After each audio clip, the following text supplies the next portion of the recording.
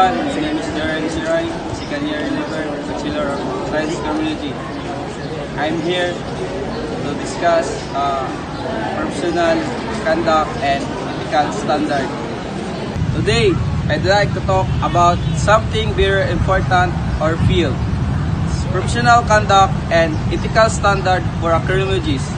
In law enforcer, when we say professional conduct, we're talking about how we carry ourselves at work or behavior or actions and how deal with others. Ethical standards are the set of principles that guide us in doing what is right, fair, and just.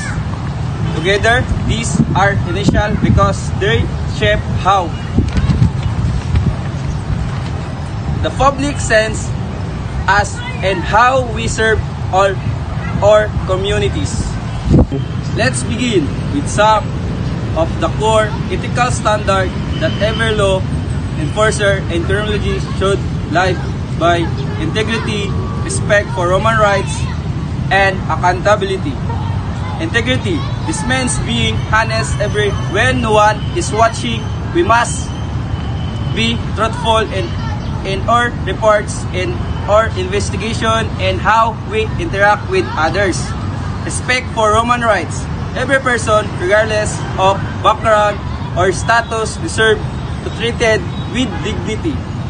It's our duty to protect and respect the rights of every individual. Accountability. We are responsible for our actions. If we make a mistake, we should own up to learn from it and strive to better. Let's talk about a few real-life situations here in the Philippines.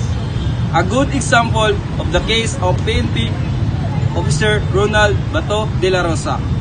During his early years as a police officer, he was praised for his discipline and nonsense approach to the following rules and cracking down on illegal activities.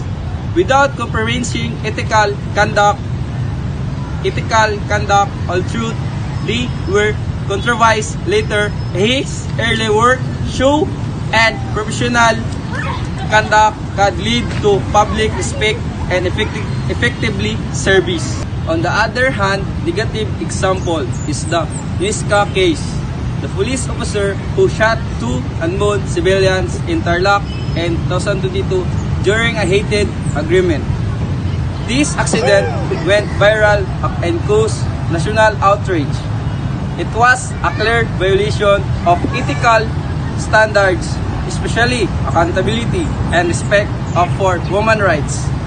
The public trust and the police was heavily affected, showing how misconduct can destroy the credibility of the whole professions.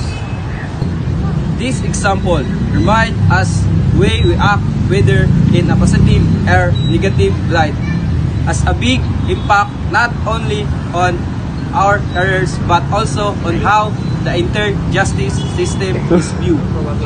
As a future criminologist or law enforcer, I believe that embodying ethical standard is not just a requirement, it's a commitment, and I will uphold honesty and all institutions, treat everyone fairly, and hold myself accountable for my actions.